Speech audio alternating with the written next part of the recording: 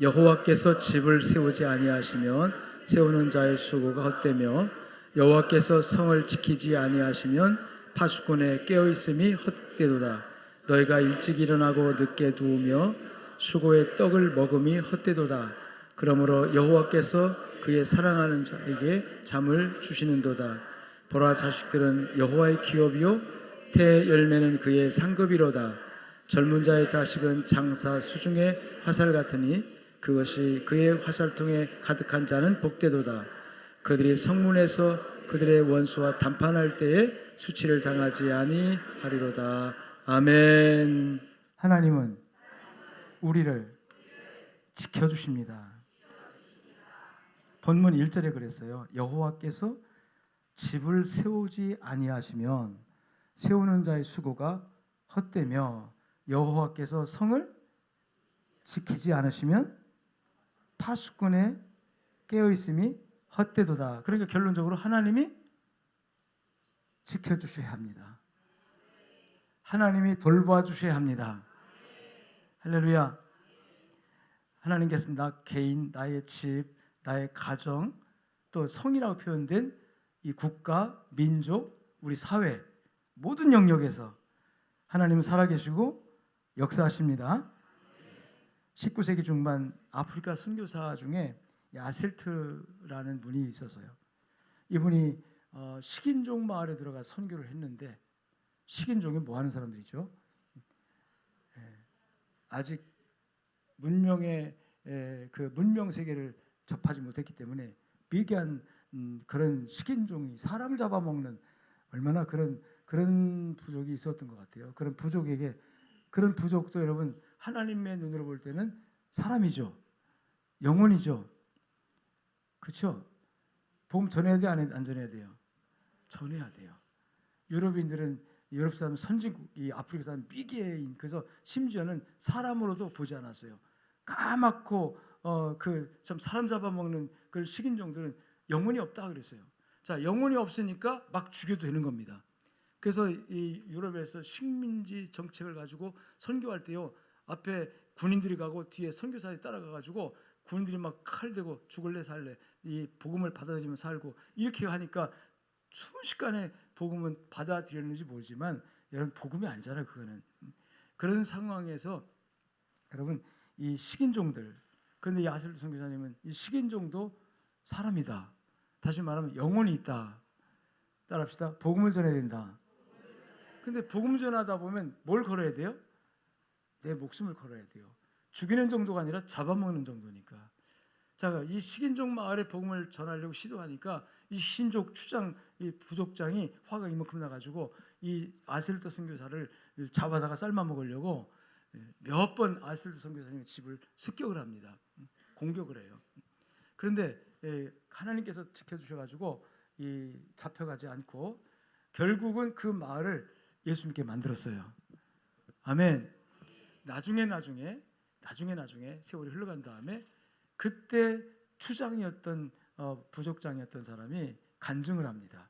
이 선교사님에게 그때 우리가 식인종이었을 때, 이제 회개하고 지금 식인종 아닙니다. 예수 믿고 그때 우리가 식인종이었을 때 당신을 잡으려고, 당신을 잡아다가 죽이려고 당신 집을 공격하려고 우리 군인들이, 우리 군사들이 당신 집을 공격을 하려고 갔었다는 거죠. 그런데 그때마다 당신 집 주위를 에워싸고 있는 수많은 군인들을 보았습니다. 도대체 그때 그 군인들이 누구였습니까? 도리어 이 선교사님이 묻는 거예요. 당신을 잡으려고 이 식인종의 군인들이 가서 포위했는데 우리가 숫자보다 더 많은 군인들이 당신 집을 지키고 있었습니다. 그래서 우리가 너무나도 무서워서 공격을 못했습니다. 그러면서 이런 말합니다. 그들은 누구였습니까? 그들은 모두 키가 크고 빛나는 옷을 입고 있었으며 손에 창과 칼을 들고 있었습니다. 우리는 그 군인들이 무서워서 감히 접근할 수가 없었습니다. 여러분, 그게 누구였을까요? 이 아셀트 선교사는 그때 그 군인들이 누구였습니까? 라고 물을 때 이렇게 대답했습니다. 하나님께서 당신의 천사들을 보내서 자, 하늘의 군대를 보내서 나를 지키신 겁니다. 할렐루야. 여러분, 성경에도 그런 이야기가 있습니다. 열왕기상 6장 15절 말씀에 보니까 아람의 왕이 이스라엘을 침략을 해야 되겠는데 마음의 생각만 해도 이스라엘 군대가 미리 알아차리고 다 대책을 세우고 방비를 하는 거예요. 여러 차례 공격을 했지만 도무지 이스라엘을 칠 수가 없었어요. 그래서 이제 신하들과 함께 회의를 하는데 도대체 이게 어떻게 된 거냐 하니까 그 중에 신하 한 사람이 왕이시여, 저 이스라엘 나라에는 왕이 침상에서 생각만 해도 알아차리는 여호와 하나님의 위대한 선지자가 있어서 그 선지자가 왕의 생각까지 다 알고 미리 그 나라 왕에게 이야기하기 때문에 우리가 군대를 일으켜도 미리 방비를 다 하고 있는 겁니다. 그러냐? 그게 누구냐? 저 도단이라고 하는 성에 사는 엘리사라는 사람입니다. 그럼 그 사람을 잡아오너라 해가지고 여러분 특공부대를 보냅니다. 수만 명의 특수부대를 보내가지고 그 도단 성 자체를 그냥 완전히 포위해버렸어요. 그리고 날이 밝았는데 그 이튿날 아침에 이 엘리사 선생님을 수종드는 게하시라고 하는 종이 밖에 나갔다 보니까 큰일 난 거예요. 막 성 밖에 저 아람 나라 적진의 군대, 우리말로 말하면 인민군이 꽉 우리 둘러싸고 있는 거예요. 지금 내 집을 삥 둘러싸고 있는 거예요. 깜짝 놀래가지고 큰일 났습니다. 적들이 쳐들어가지고 선생님 잡아가려고 지금 완전히 포위하고 있습니다. 걱정하지 마라. 아니 어떻게 걱정을 안 해요? 우리와 함께하는 군대가 저들보다 더 많다. 어디 우리 군대가 있습니까? 선생님하고 저 둘밖에 없는데요. 큰일 났습니다. 그때 엘리사 기도하죠. 하나님께, 하나님 이 어리석은 종의 눈을 열어 보게 하여 주옵소서 했더니 하나님께서 게하시의 눈을 열어 보게 하니까 여러분 아람의 군대보다 엘리사를 지키려고 파송되어서 엘리사를 지키고 있는 천군 천사의 군대의 숫자가 더 많이 있더라는 거죠. 할렐루야. 여러분 하늘에 천군 천사가 있습니다. 하늘의 천사가 여러분 하나님의 백성을 지키고 보호하십니다. 사도행전 12장 6절로 11절에 보니까 베드로가 옥에 갇힙니다. 핍박자들에 의해서 잡혀서 옥에 갇혀요. 그 옥은 깊은 지하 감옥입니다. 거기 갇히면 도저히 탈출할 수가 없어요. 캄캄한 밤중에 여러분 옥에 갇힌 이 베드로가 그 옥에서 찬송하다가 기도하다가 잠들어 있는데 갑자기 천사가 와가지고 흔들어 깨웁니다. 그러면서 막 옥토가 움직인 지진이 납니다. 묶여있던 이 쇠사슬이 척척척 풀어지고 그 다음에 옥문이 잠겼던 옥문이 자물쇠가 철컥 열리고 그리고 천사가 일어나라 해서 이 베드로가 일어나가지고 빈몽사몽간 일어나서 걸어가는데 군인들이 아무 느낌을 하지 못해. 앞에 걸어가도 가만히 있는 거예요. 그냥 베드로가 나가도 왜 나가느냐 얘기도 안 하고 군인들이 그러는 거예요. 그래서 1문, 2문, 3문을 다 지나서 성문을 빠져나와서 성 밖에 나와서야 그때서 베드로가 정신 차리고 보니까 자기가 감옥 안에 있는 것이 아니라 어디에 있어요? 감옥 밖에. 할렐루야. 여호와의 사자가 나를 지켜주셨다. 아멘. 여러분 하나님의 천사가 베드로를 지켜 보호하시고 구원한 줄로 믿습니다. 하나님은 자기 백성과 일꾼들을 특별한 방법으로 보호하시고 지켜주시는 이심을 믿으시기를 축복합니다. 그래서 로마서 8장 31절에 보니까 하나님이 나를 위하시면, 자 누가 위하시면? 하나님이 나를 위하시면 누가 나를 대적하리요? 그랬어요. 하나님이 내 편인데 누가 나를 대적하겠느냐? 하나님이 내 편인데 내 백그라운드인데 누가 감히 나한테 맞서? 이거예요. 여러분 어떻습니까? 하나님이 누구 편일까요? 내 편. 남편 아니고 내 편. 하나님은 누구 편이다? 여러분 그게 우리의 독단적인 이제 착각이 아닙니다. 많은 하나님을 사랑하고 하나님을 섬기던 신앙의 선배들이 했던 신앙 고백이고 하나님의 약속인 줄로 믿습니다. 오늘 그 믿음을 여러분이 소유하시고 그 믿음을 고백하시고 그 믿음을 실제 삶의 영역에 신앙생활을 이어가는 과정에서 그 믿음이 여러분의 역동적인 에너지가 되기를 주 예수의 이름으로 축복합니다. 히브리서 1장 14절 말씀해 보니까 여러분 이 천사가 누구냐? 천사가 뭐 하는 존재냐? 모든 천사들은 섬기는 영이다. 섬기는 영 또는 부리는 영이라고. 이 섬기는 영이다 그랬는데 누굴 섬깁니까? 천사가 하나님을 섬깁니다. 할렐루야. 모든 천사는 다 하늘에서 천국에서 하나님을 섬기는 사역을 합니다. 그 사역을 위해서 하나님이 이 영적 세계에 육체는 없지만 영적인 영물로 천사를 만들었어요. 그래서 천사도 피조물입니다. 창조되어진 존재예요. 인간은 육체와 영혼으로 창조되었지만 천사는 육체가 없이 뭘로만?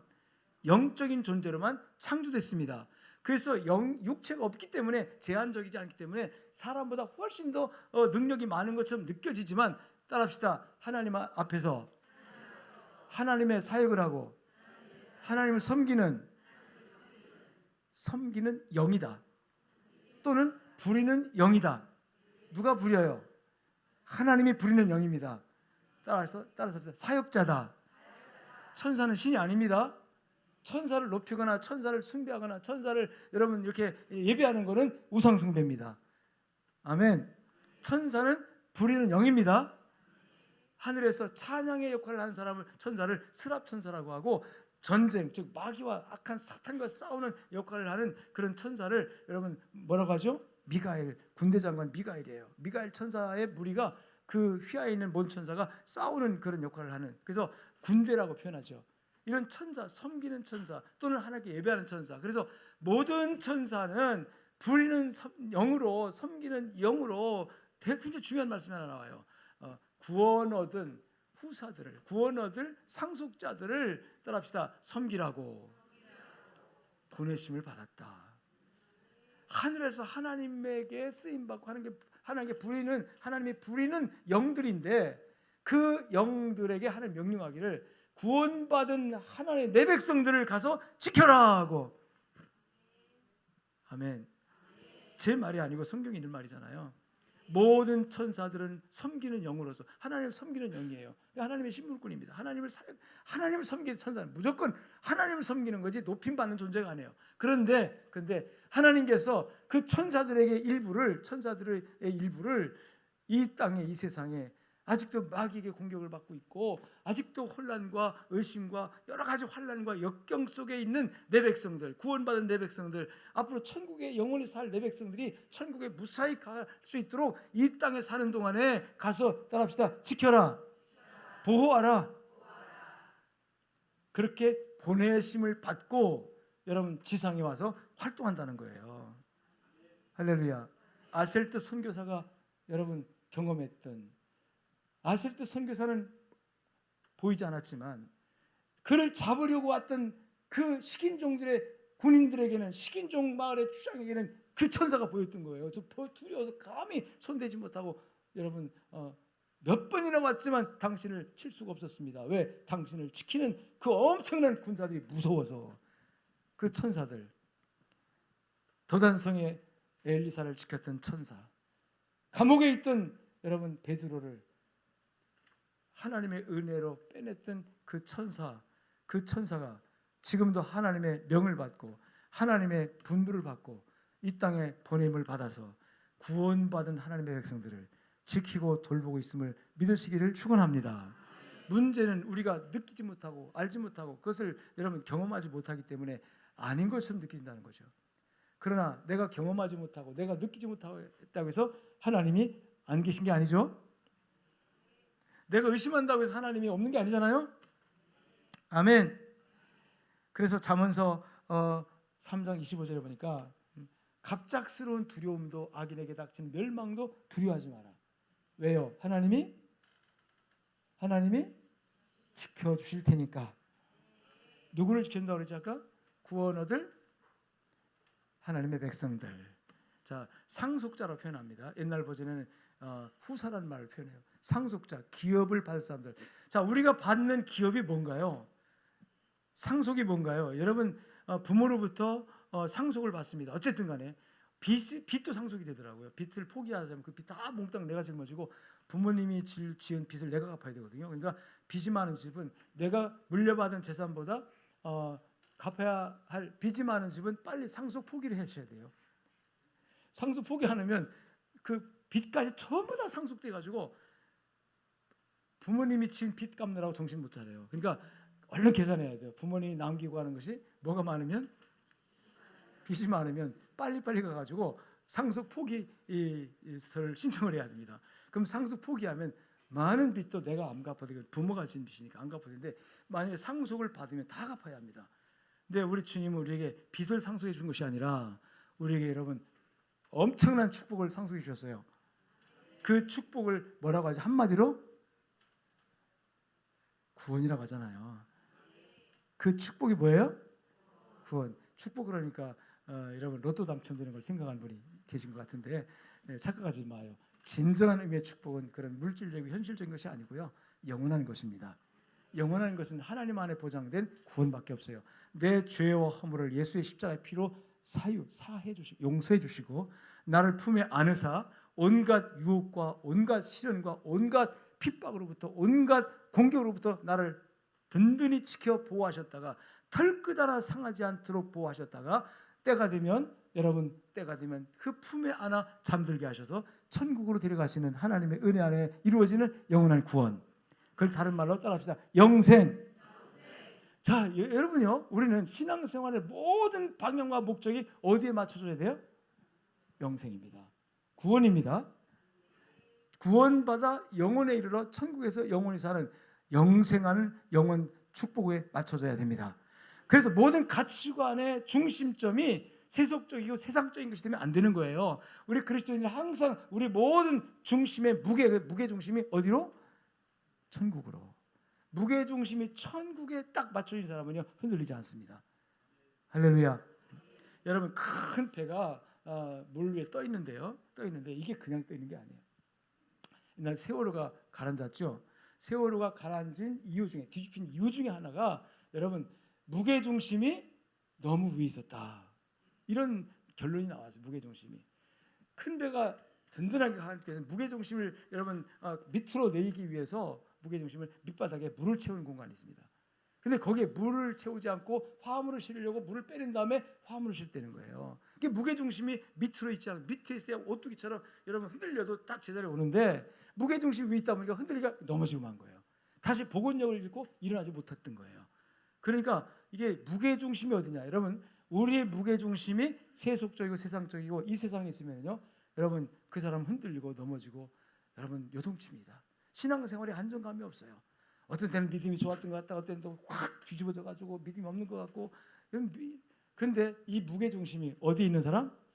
하늘에 있는 사람, 영원한 것에 가치 있는 사람, 천국에 있는 사람은요 어지간한 태풍이 불어도 흔들리긴 하지만 다시 딱 무게 중심을 잡습니다. 요동하지 않습니다. 할렐루야. 그렇게 하시는 하나님의 사역이 우리를 돌보시고 지켜주시는 사역입니다. 이 지켜주시는 현실적인 하나님의 사역이 없으면은 우리는요, 여러분 사탄이 와서 공격하고 마귀가 와서 공격하고 그것뿐입니까? 외적으로 사탄이 하는 공격이 얼마나 강력한지 우리가 감당할 수가 없어요.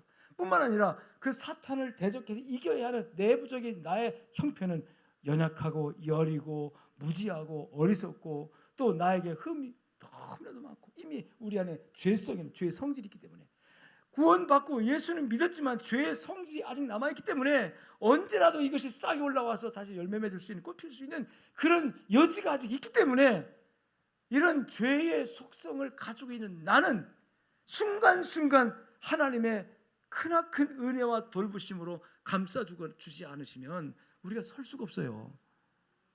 할렐루야.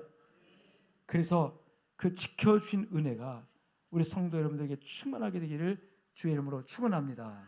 세상을 이기는 힘은 우주를 창조하시고 우리를 창조하시고 우리의 생사업을 주장하시며 오늘 또 우리의 모든 삶을 세심하게 아시고 붙들어 주시고 있는 하나님 안에 있을 때입니다. 그럴 때 우리가 승리할 수 있습니다. 아멘. 우리 1920년 8월 27일 우리 코로나 때입니다.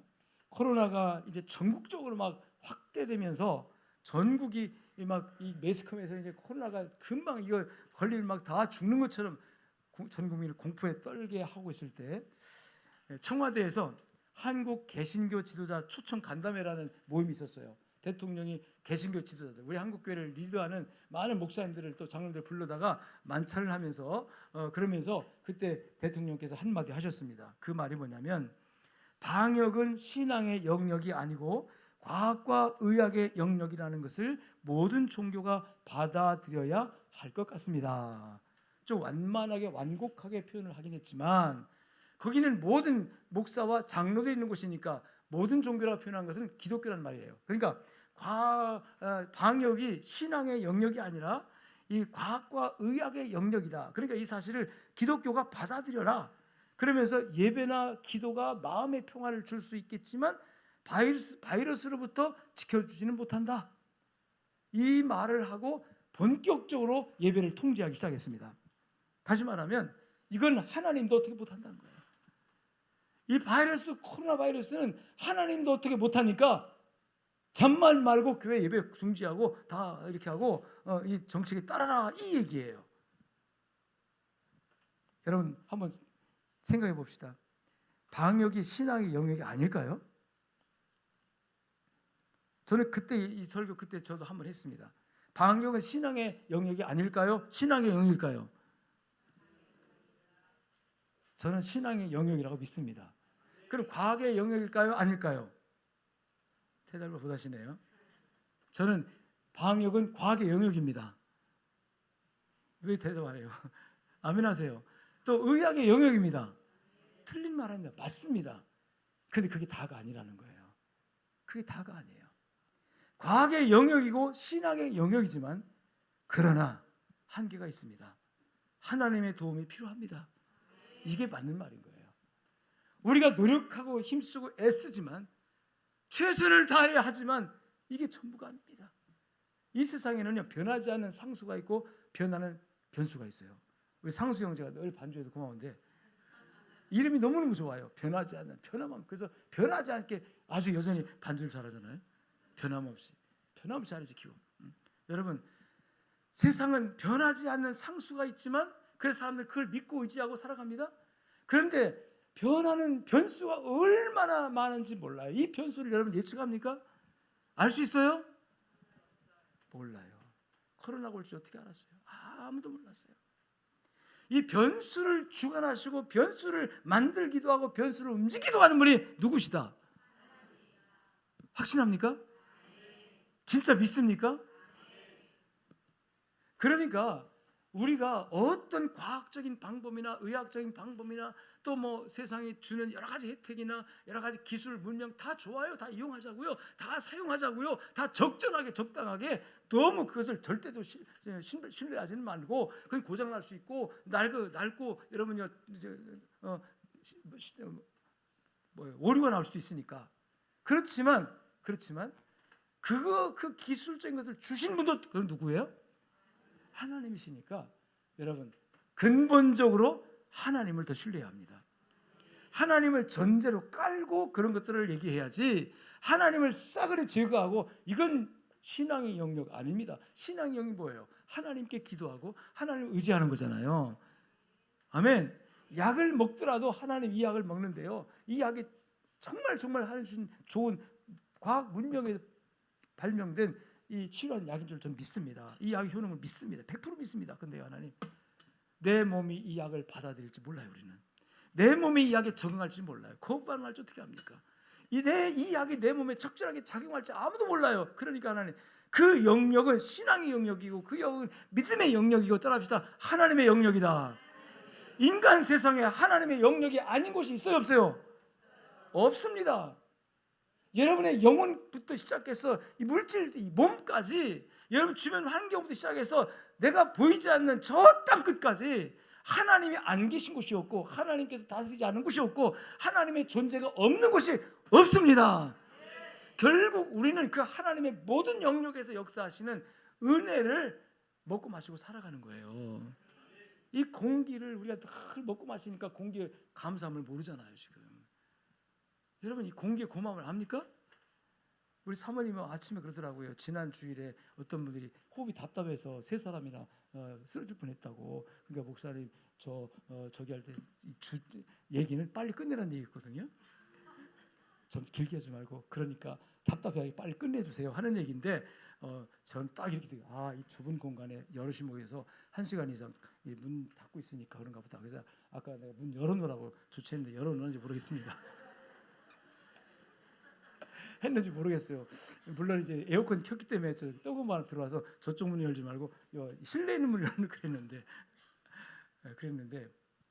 여러분 공기는 어디나 다 있기 때문에 우리 잘 몰라요. 모르지만 지구라면 이 대기권 안에 있는 지구라면 공기가 있는 곳이 없는 곳이 있을까요? 없을까요? 바닷물 속에도 녹아져서 있습니다, 여러분. 그래서 물고기가 녹아져 있는 공기 산소를 물고기가 이 아가미로 여러분 이렇게 해가지고 물 속에서 산소를 공기를 먹고 사는 거예요. 할렐루야. 식물들도 다 공기를 마시면서 삽니다. 탄소동화장을 통해서 여러분. 하나님의 은혜가 없는 곳이 없고 하나님의 영역이 아닌 곳이 있다 없다? 그런데 어떻게 이런 말 합니까? 과학의 영역이지 신앙의 영역 아닙니다. 예배와 기도를 통해서 마음의 평안을 줄 수는 있겠지만 여러분 예배와 기도가 마음의 평안을 얻기 위해서 우리 하고 있습니까? 잘못 생각한 거예요. 예배와 기도는 내 마음 평안을 얻으려고 하는 게 아닙니다. 살아계신 하나님을 느끼고 경험하며 하나님께 찬송하고 영광 돌리며 하나님의 뜻을 깨달아 하나님의 뜻을 따르겠다고 내 의지적 고백을 하는 시간이 기도하는 시간이에요. 그래서 기도에 모든 걸 다 기도하고 모든 걸 다 하나님께 아뢰을 수 있지만 최종 결론 기도의 결론은 뭐냐면 하나님 이 모든 것 다 내가 생각하는 데 다 구하고 내가 원하는 다 말씀드렸는데요. 하나님은 살아계시고 전능하시고 하나님 나를 사랑하신 분이니까 알아서 하나님 뜻대로 하여 주옵소서. 이게 기도가 되어야 합니다. 왜? 하나님은 살아계시고 전능하시고 지금도 나를 사랑하신 분이니까 그분께 맡기면 나에게 손해가 되게 할까요? 안 할까요? 어떻습니까 여러분? 하나님께 다 맡겨놓으면 나를 죽이실까요? 그렇다면 뭐라 예수 믿어요. 하나님께 다 맡겨놓으면 모든 걱정 의심 내려고 다 맡겨놓으면 하나님께서 나를 그냥 저 시궁창에 쳐박아 나를 완전 망하게 하실까요? 설령 그런다 할지라도 다 뜻이 있는 거죠. 하나님 다시 일으켜서 더 영광스러운 자리에 더 아름다운 자리에 세워질 줄 믿습니다. 그 믿음이 있으면요 주여 뜻대로 하옵소서. 오늘 전사님 찬양 그 가사가 바로 그거예요. 좀 은혜가 됐어요. 주의 뜻대로 하옵소서예요. 주의 뜻대로 하시옵소서. 예수님이 마지막 기도를 그렇게 하셨잖아요. 이 잔을 내게서 지나가게 하실 수 없습니까? 하나님이 할 수 있습니다. 그럼 하나님 할 수 있으니까 해주세요. 그렇게 독생자 외아들 예수께서 그렇게 간절하게 이 잔 도저히 못 마시겠으니 하나님 하실 수 있잖아요. 전능하신 하나님 이거 거둬주세요 했으면 하나님께서 야 이번에 너를 통해 인류 구원하려고 했는데 좀 미뤄야 되겠다. 그러고서 아마 주님께서 그 잔을 거뒀을지도 몰라. 그런데 주님의 기도는 그렇게 맺지 않습니다. 다 구하신 다음에 그러나 내 원대로 마옵시고 아버지의 뜻대로 하옵소서. 할렐루야. 할렐루야. 여러분 예배와 기도는 마음의 평안을 줄 수는 있겠으나 이건 그 대통령께서 하신 말이에요. 줄 수는 있겠으나 방역은 안 됩니다. 바이러스로부터 예배와 기도가 지켜주지 못합니다. 이 말은 틀린 말입니다. 여러분 예배와 기도는 마음의 평안을 줄 수 있다. 이것도 틀린 말이에요. 우리는 마음의 평안을 들고 예배하고 기도하는 게 아니에요. 예배와 기도는 하나님 만나는 시간입니다. 하나님 만나서 하나님의 말씀을 듣고 하나님께 찬양하고 하나님께 따라서 내 존재를 나의 모든 것을 위탁 맡기는 시간이다. 자, 여러분요 맡기면 마음의 평화가 옵니다. 아멘. 그래서 주여 뜻대로 하시옵소서 하면 그때부터 마음 편안해집니다. 문제가 해결되어서 평안해지는 게 아니라 지금 문제는 복잡 얽힌 그대로예요. 1시간 동안 간절하게 울면서 기도했는데도 불구하고 문제는 지금 막 해결된 게 아니에요. 근데도 하나님 이러든 저러든 난 하나님 믿습니다. 이러든 저러든 난 하나님 뜻을 믿습니다. 하나님을 선하시고 나를 사랑하시는 분심을 믿습니다. 그러니까 하나님께 맡기니까 알아서 해주세요. 그때부터 하나님께서 잔잔하게 만들어줍니다. 어떤 두려움 앞에서 두려워하지 않게 만들어 주십니다. 평안하게 해주십니다. 확신을 주십니다. 그 확신, 그 잔잔함에서부터 하나님 일하십니다. 할렐루야. 그래서 기적이 일어나는 거예요. 여러분, 코로나를 물러가게 한 것은 방역을 잘해서가 아니고요. 방역을 잘해서라면 초기에 딱 막혔어야죠. 저 경기도 이런 지역에 퍼졌을 때 전국적으로 확대하기 전에 비상 걸었습니다. 전국 확대 못하도록. 그러면 그 방역이 코로나를 막았다면 그때 막았어야죠. 그때 막혔어야죠. 그런데 보란 듯이 코로나는요, 인간의 방역 수단을 다 뛰어넘었습니다. 다 뛰어넘어서 중국에서 시작된 것이 바다를 넘어서 전 세계로, 여러분, 인간의 힘으로 하나님의 여러분 역사를 막을 수가 없는 거예요. 최첨단을 달리면서 하나님 높이까지 올라가려고 바벨탑 쌓은 인류에게 인간의 한계점을 딱 하나님께 딱 선을 그리는 겁니다. 마치 너는 아무리 잘나고 똑똑하고 의로웠고 너가 아무리 능력 많아도 창조물이다, 피조물이다, 나는 하나님이다, 나는 아버지고 너는 자식이다, 그 선을 딱 그려놓는 선악과를 만든 것처럼 인간 문명이 엄청나게 여러분 앞으로 발달할 겁니다. 그것을 우리 경종일으키는 코로나예요. 자, 코로나 이후에 인류사 문명사적으로 획기적인 발명품이 하나 나왔는데 뭔지 아십니까?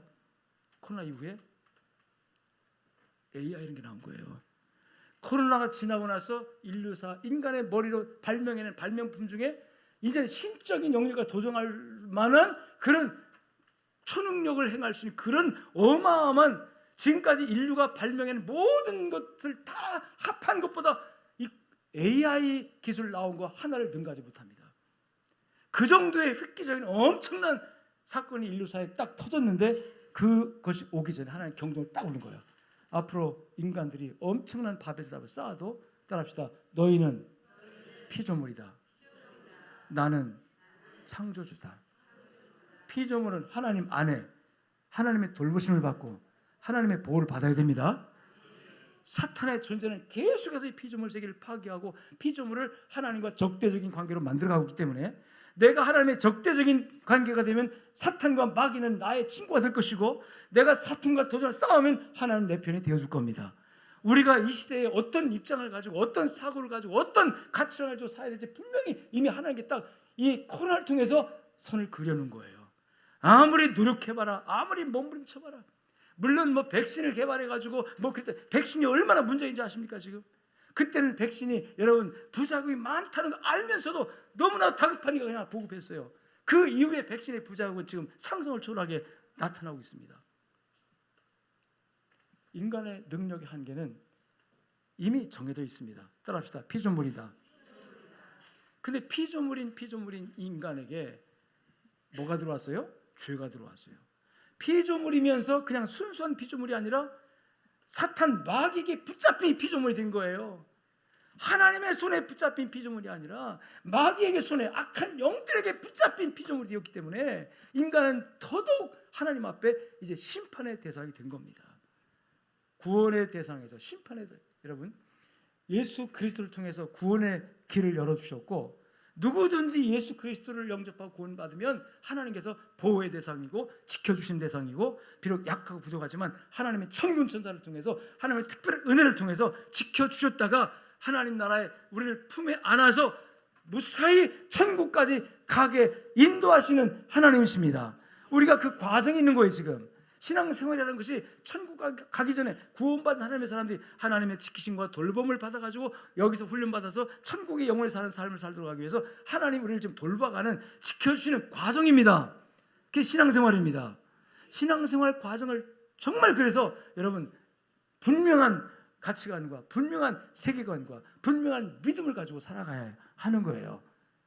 그냥 이것도 아니고 저것도 아니고 그러면 안 됩니다. 마귀는 끊임없이 우리를 지금 공격하려고 사탄이 우리를 빼앗아가려고 하고 있기 때문입니다. 우리가 하나님의 은혜를 믿고 지켜주신 하나님을 굳게 믿고 여러분 말씀과 기도로 성령 안에서 세워지기를 예수의 이름으로 축원합니다. 1940년 5월 26일 날 조지 6세 영국 국왕이 특별 기도의 날을 선포합니다. 오늘은 국가를 위한 기도의 날입니다. 왜 그런 기도를 선포했냐면 그 당시 영국과 이제 프랑스가 합해가지고 독일을 싸우고 있었어요. 2차 대전 싸우고 있었어요.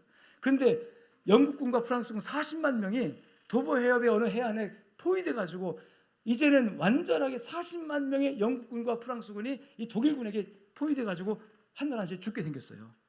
완전하게 40만 명의 군이 죽게 생겨서 어떻게 됩니까 이거? 그래 가지고 방법이 없으니까 이 좀 다 그때 처칠 수상이 이런 말을 했어요. 우리가 가서 포위망을 뚫고 들어가서 구출해 올 수 있는 숫자는 2만 명에서 3만 명이다. 40만 명의 군사가 포위된 그곳에 가서 구출해 올 수 있는 사람의 숫자가 몇 명? 2만 내지 3만 명만 구출해도 정말 천만다행이다. 이럴 정도로 영국의 모든 국민들이, 프랑스의 모든 국민들이 절망적이었습니다. 그때 조지 6세 국왕이 하나님께 기도하면서 하나님 살려주세요 하면 전 국민들에게 여러분 무슨 날을 선포했다고요? 5월 26일 날 국가 기도의 날, 국가를 위해 기도하는 날로 선포했습니다. 그리고 그날 영국 전역에서 성당과 교회마다 종을 쳤어요. 12시 종을 땡그랑땡글 칠 때 그때 모든 국민들이 다 함께 예배당에 모이고 또 모이지 못한 사람들은 밭에서 집에서 다 함께 동시에 하나님께 기도했어요. 하나님 살려주세요. 우리 자녀들 좀 40만 명이 저 도보 해협에 갇혀 있습니다. 지금 여차하면 독일군에 의해서 한나라에 한시에 몰살당합니다.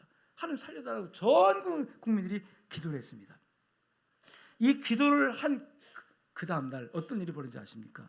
기도를 하고 나서 세 가지 기적이 나는데 첫째 기적이 뭐냐면 그 당시 히틀러가 도대체 지금도 군사 전문가들과 역사학자들이 이해하지 못할 명령 하나예요. 히틀러가 지금 도간의 쥐처럼 지금 포격만 하면 다 잡는데 그 적군을 눈에 보면서도 그 기갑부대 지금 전차부대에게 돌격 중지 명령을 내립니다. 무슨 명령? 돌격 중지 명령을 내려요. 왜 히틀러가 돌격해가지고 가서 왕창 때려 잡아야 돼. 적이니까 영국군 프랑스 적군이니까 그래야 1차전 승리로 이끌 거 아닙니까? 근데 중지 명령을 해. 이 명령을 히틀러가 내린 이 명령을 도대체 왜 그런 명령을 내리는지 히틀러는 전략가입니다. 이 전쟁에 아주 박사예요. 근데도 불구하고 왜 그런 명령을 내리는지 도무지 이해를 지금도 못해요. 설명이 안 되는 거예요. 근데 누가 하신 거다? 하나님 하신 거다. 그다음에 갑자기 그 다음날 그 도보 해협에 엄청난 안개가 막 쫙 낍니다. 안개가 그 안개가 대개 오전에 꼈다 없어지는데 바다 전체를 안개가 덮어가지고 여러분 이 독일군의 이 비행기가 뜰 수가 없었어요. 비행기가 떠야 폭격을 할 거 아닙니까? 근데 도대체 비행기가 뜰 수가 안개가 너무너무 짙게 해가지고 도대체 이 안개가 하루 종일 대개 안개가 있다가도 몇 시간 있다가 걷어지거든요. 근데 안개가 하루 종일 그 도배합을 이렇게 그 하늘 전체를 안개가 구름 같은 안개가 뒤에서 휩싸여 있었어요. 그래서 독일군의 이 전투기가 뜰 수가 없었다. 그 다음에 세 번째 그 해협을 건너서 영국에서 이 포로들을 다 이제 데려와야 되는데 40만 명의 군인을 실으려면 군함이 몇 척이나 있어야 됩니까? 이게 어마어마한 배가 동시에 떠야 되는데 그 배가 없을 뿐만 아니라 그 배가 뜬다 한들 바다가 풍랑 독일군이 막 바다에 전부 다 독일의 함정을 지키고 있는데 이거 어떻게 합니까?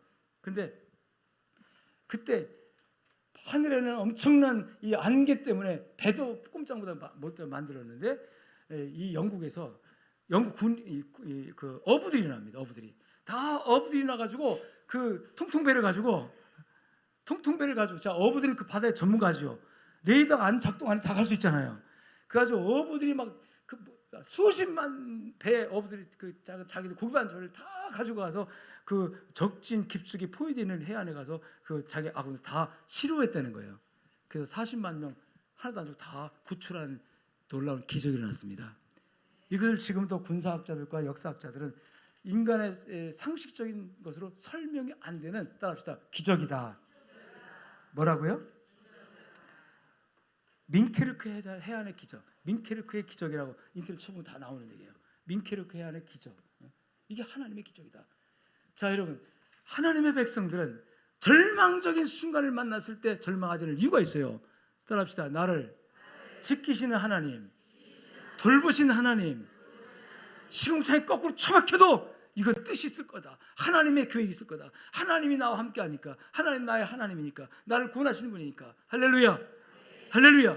그리고 나를 영원히 천국에 인도하시는 분이시니까 아멘. 여기서 믿음만 포기하지 않으면 하나님이 살아계시니까 지켜줄 거다. 여러분 그런 믿음을 갖고 여러분 삶을 살아가시기를 예수 이름으로 축원합니다. 오늘 본문에 보니까 뭘 지켜주느냐? 따라서 생명과 호흡을 지켜주십니다. 뭘 지킨다고요? 우리의 건강, 생명과 호흡 다 지켜. 내 목숨도 누가 지켜준다? 누가 지켜준다? 아멘. 지난 주일날 사모님이 입원했잖아요. 집사람이 입원했는데 입원한 사람 놓고 선교지 가려니까 뒤에서 뭐가 잡아 당기는 것 같더라고요. 그렇지만 아이고 하나님, 난 하나님 믿습니다. 그리고 사랑하는 성도들이 나보다 더 우리 집사람을 더 챙겨주는 성도들이 나보다 더 챙겨요. 그런 성도 있으니까 믿고 맡기고 난 가서 열심히 주일 하랍니다 하고 편안히 갔다 왔습니다. 그랬더니 하나님께서 얼마나 그곳에 역사하셔가지고 선교사님들이 말씀을 통해서 위로받고 격려받는지요. 난 하나님 또 일하시는 것을 느꼈습니다. 따라서 하나님이 건강도 생명도 지켜주십니다. 믿습니다. 아멘. 병들었던 시기야 왕을 10원이나 그 생명을 연장해 주셨던 것처럼 여러분이 죽었던 나사로가 다시 살아난 것처럼 우리 생명과 건강 모든 영역에서 하나님이 지켜주심을 믿습니다. 가정과 집을 지켜주십니다. 본문에 보니까 여호와께서 집을 지켜주지 않으면, 세워주지 않으면 헛되다 그랬는데요, 하나님이 우리 가정도 지켜주십니다. 나라와 민족도 하나님 지켜주셔야 됩니다. 아멘. 여러분 개인의 계획도 마찬가지예요. 사람이 자기 마음의 길을 계획할지라도 그 일을 이루시게 하는 분은 누구다? 하나님이시다. 믿습니다. 너의 행사를 다 여호와께 맡겨라. 그리하면 이루리라 그랬어요. 중요한 거 하나 더 있어요. 따라합시다. 재물도 하나님이 지켜주셔야 합니다. 왜냐하면 그 재물을 누가 주셨어요? 하나님이 주셨습니다. 신명기 8장 18절에 보니까 내 하나님 여호와를 기억하라. 그가 내게 재물 얻을 능력을 주셨습니다. 재물 얻을 능력을 누가 주셨다고요? 하나님이 안 주시면 재물 못 얻어요. 왜냐하면 흑암에 감추어 있는 온갖 좋은 것을 이사야 45장 3절에 보니까 흑암 중에 보화와 은밀한 곳에 숨은 재물을 내게 주어. 흑암이 뭐예요? 캄캄한 곳에 숨겨있는 재물. 여러분 돈은 숨겨져 있습니다. 돈은 세상 엄청나게 많은데 내 눈에 숨겨져 있는 문제지. 그것을 발견하고 캐는 재주, 캐는 은사 다 누가 주신 거다? 하나님. 그래서 여러분 우리 성도들 경제 능력, 재정 능력의 축복기를 주님 축원합니다. 흑암에 숨겨있는 보화를 발견하게 하시고 그것을 캐내서 내 호주머니로 들어가게 만드는 재주가 하나님께로부터 공급되기를 축원합니다. 축원합니다. 그래서 재물 얻을 능력을 주셨다고 했기 때문에 하나님이 준 재물이기 때문에 이 재물을 내가 지키려고 하면 날아가 버려요. 근데 하나님이 지켜주시면 나도도 막 불어납니다. 그런 축복이 있기를 주님 축원합니다. 여러분 나누고 베풀면 도리어 부하게 되지만 과도 인색하게 아끼고 절약하면 더욱더 가난하게 된다 그랬어요. 여러분 이 말씀을 믿고 인색하지 않길 주님 축원합니다. 넉넉하게 사세요. 저에게 단골로 도움을 요청하는 어떤 분이 있어요. 어제도 딱 인천으로 도착하니까 박 목사님 잘 갔다 오셨습니까 하면서 안부 전하고 하는데 그 안부 전의 끝은 내가 기름도 떨어지고 못 떨어지고 못 해야 되는데 좀 제발 부탁하니까 좀 성교비 좀 보내주시 바랍니다. 수시로 와요. 순간 짜증이 나더라고요. 짜증이 나더라고요. 딱 도착하자마자 딱 문자가 나오는데 반응 안 했어요. 짜증이 나가지고. 근데 내려오면서 버스 안에 있는데 하나님께 야, 너 왜 짜증내니? 내 거냐 그거? 내 거 아무것도 없어요. 내 거냐? 내 종이 필요하다 해서 너를 통해서 내가 공급하는데 왜 그걸 네가 짜증내니? 하나님께 한 방 맞고 회개했습니다. 그리고 온라인으로 10만 원 쏴줬어요. 어떻게 합니까? 보내야지. 하나님 아버지 나 없는 거 알잖아요. 나도 달랑달랑 거 아시잖아요.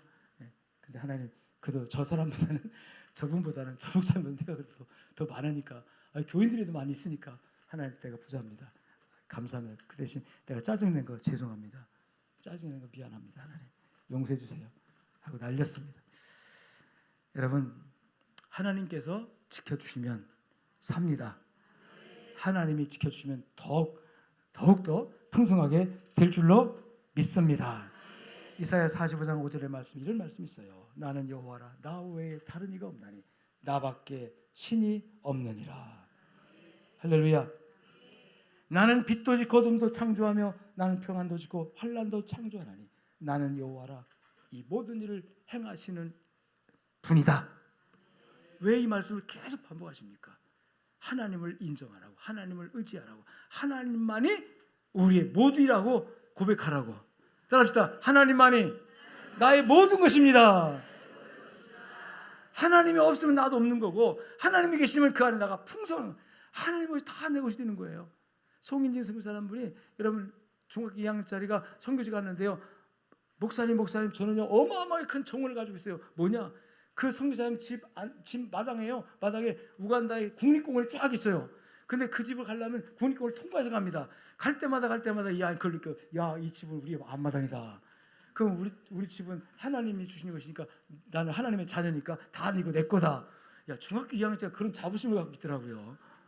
와, 그 애가 NK들을 보통 안 봅니다. 그래서 나 NK 만나기만 하면 얼마나 이쁜지.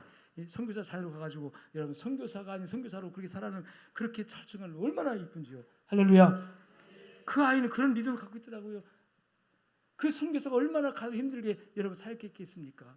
그럼에도 불구하고 우리 아빠가 선교지에 와서 불평을 망하지 않고, 아빠 이 공은 다 우리 거잖아. 하나님 우리 아버지니까, 우리는 하나님의 자녀니까, 하나님 다 우리 거잖아. 와, 우리 되게 부자다. 아멘. 어느 집에 신문 갔더니 이 건지산이 다 싹 보이더라고요. 와, 이 집 정원 엄청 크네. 하나님 몽땅 돈 주도 사지도 않고 몽땅 주셨네 했는데, 여러분 그런 자부심과 여러분 그런 행복감을 가지고 살아갑시다. 할렐루야. 하나님 아버지 감사합니다. 주님 말씀 붙들고 믿음의 견고에 있어서 하나님이 오늘 또 지켜준다는 믿음을 가지고 하나님을 의지하며 평안을 누리며 복음을 전하며 주의 주신 사명을 감당하며 살아가게 하여 주옵소서.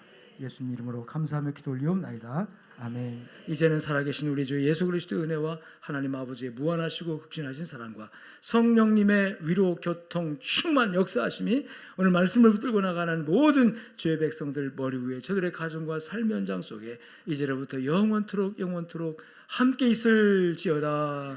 아멘.